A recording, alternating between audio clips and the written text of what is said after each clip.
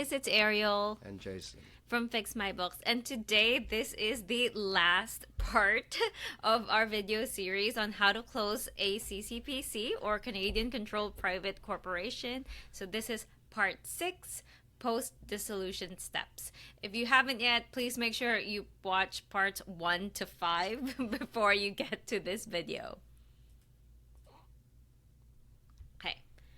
So this is after you already closed your company. Just some best practices for retaining your corporate records. I think we already mentioned this in the previous video that just because your company is already closed doesn't mean you have like zero obligations anymore with regard to that corporation. Yeah, you'll still need to maintain records going forward, and these are just general best practices. It's not going to cover everything. It's not going to be totally comprehensive, but it's things to keep in mind as you're doing this whole process, because you don't want to go through and then find out, like I said in the last video, that you have an email address that was a work email address and everything's on that email address, and now you've closed the company, closed the accounts, and that email address is no longer being paid for and it's disintegrated.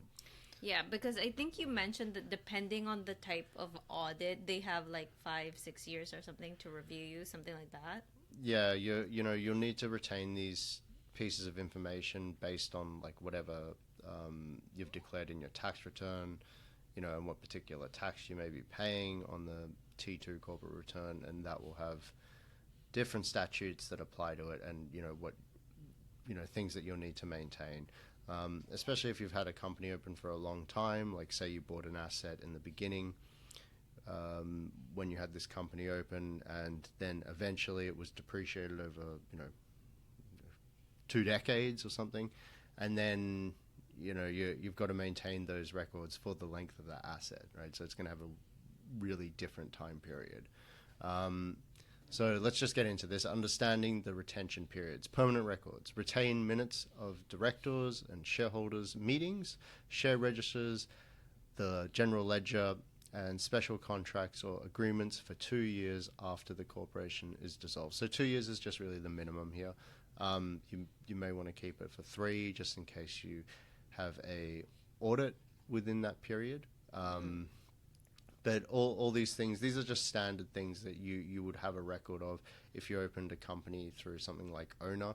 They would have all the directors' minutes and shareholder minutes and the share register, etc. And so non-permanent records retain all of the other records, including financial statements, tax returns, source documents for 6 years from the end of the last taxation year to which they relate. Guys, source documents means like invoices, receipts, things like that. That's what source documents are.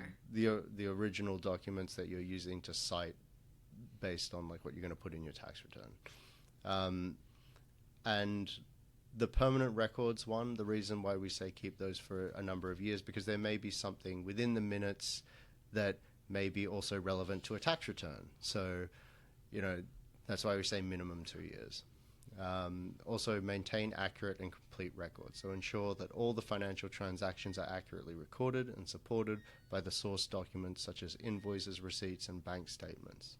Keep detailed records of all corporate decisions, including minutes of meetings and resolutions. So use electronic record keeping systems. So if you are using electronic systems, ensure that records are kept in an electronically readable format and can be accessed and used by CRA auditors. Maintain proper backup records and ensure that electronic records can be restored if lost or damaged. So if you guys have, let's say, PDF files of your financial statements and things like that, just make sure that, you don't have this in just like one folder, and then if your laptop, breaks or something, you don't have access to it anymore. It's better, if you have multiple copies, let's say in your laptop, in a secure hard drive, or maybe like a secure like cloud storage, something like that. Yeah, so offline, online is a good way to go. And then implement an imaging program if you are converting paper records to electronic format. Follow the standards outlined in the Canadian General Standards Board publication, microfilm and electronic images as documentary evidence. I mean, that may be a bit excessive, Yeah. but if you want to make sure that everything's 100% up to board, do that. We Just usually, note, like, you know how you have the receipts where you have where it's printed in a special paper that usually loses its color within 6 months. I mean, we've had clients before come to us and they literally had thousands of these, and we don't do this anymore because Yeah. I mean it's just offsite. We're not receipt entering people. Yeah. But they'd come to us with thousands of these, and then It's very hard to read. A lot of them from the beginning of the year are just gone already. You can't even see it. Yeah, so either you photocopy them to have like a physical record of them, like a printout, or, scan them while you can still read them. Yeah, and also on top of that, when it comes to receipts, make sure that the receipts are actually the definition of a receipt.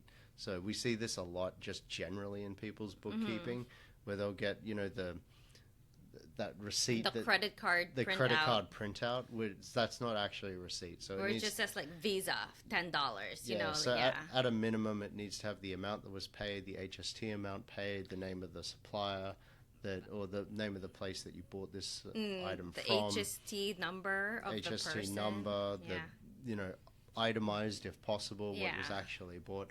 Those are generally the minimum requirements the CRA will have. But when it comes to this thing as well, just probably use a software. Yeah. We usually recommend things like HubDoc or QuickBooks if you're going to keep your QuickBooks subscription alive. They're just very good softwares to be able to download receipts to. And I know some people, once they close the company, they want to obviously not pay for the QuickBooks subscription, which is fine if that is something you want to do, but make sure you download all the reports before you close the account. Yes, right? otherwise you will not have any reports. Yeah.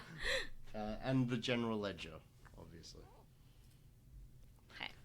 So regularly review and update records. So periodically review records to ensure that they are complete and up to date. Dispose of records that are no longer required to be kept, following the prescribed retention periods, and obtain written permission from the minister if necessary.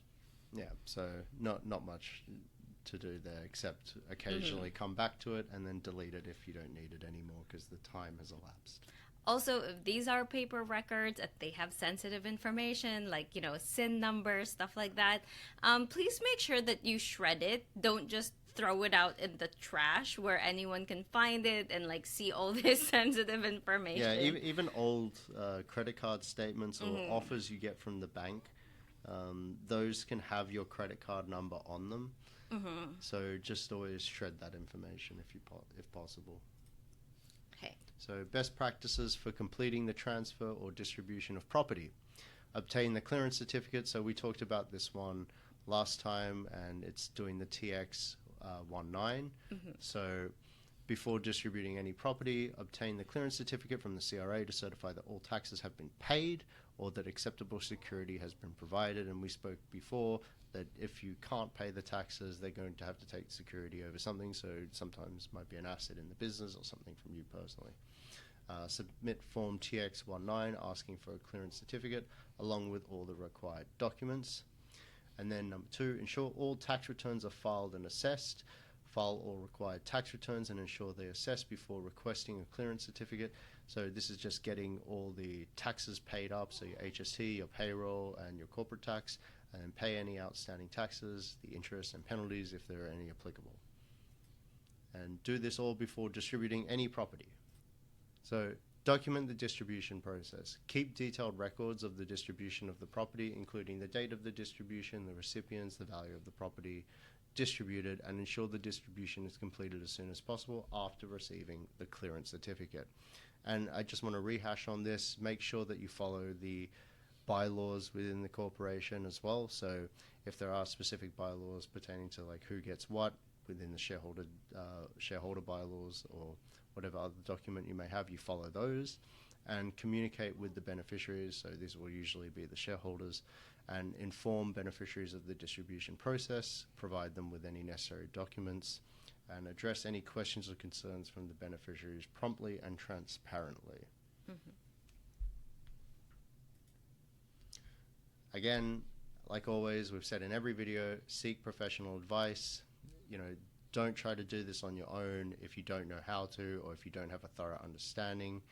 YouTube is not a replacement for someone with a legal degree and years and years of practicing law. So always consult with a legal professional or a tax professional to ensure compliance with all legal and tax obligations, and consider obtaining advice on complex issues such as the distribution of assets to non-resident beneficiaries or handling of specific types of property. So that's a very important one, especially anything involving a non-resident, because there are very, very complicated tax laws that may be involved in that situation. Do not just assume that what you read online applies to you. It may not, and it's a very, very gray area of tax law with a lot of different interpretations and very different, things that you have to take into account, like, tax, if they are actually non-residents or if the tax treaty applies, et cetera, et cetera. So always seek professional advice. Yeah, and guys, just because they're an accountant or a lawyer doesn't mean they know these steps right away. Like, some accountants specialize in different things, some lawyers specialize in different things. So don't just go to like any person you find online and be like, oh, close this for me. Make sure they've done this before. Yeah, if they're and as well, if they're saying that they are an expert in this, just ask for some background information on them, like, when have you done this, what have you done, etc. And if your situation is not a run-of-the-mill, just generic, okay, you opened a company, you were trading in Canada, and then now it's gone out of business and you're closing it. If it's not like that and it's a really complicated situation where you've got a holdco and like 15 different opcos, and then they're all holding several different property assets or investment assets, definitely go to a lawyer and definitely go to a tax specialist, and especially if those properties are owned by non-residents and it's a very, very convoluted and complex situation. Obviously, you wouldn't be just going on the internet and researching this without speaking to a legal advisor or a tax attorney or even someone in a very, very prestigious, expensive international tax firm. Yeah. Because that would be an example of a very complicated situation. Yeah, and with this, you have one chance to do it right. You don't get do-overs if you mess things up. So just make sure that you do things correctly. Yeah.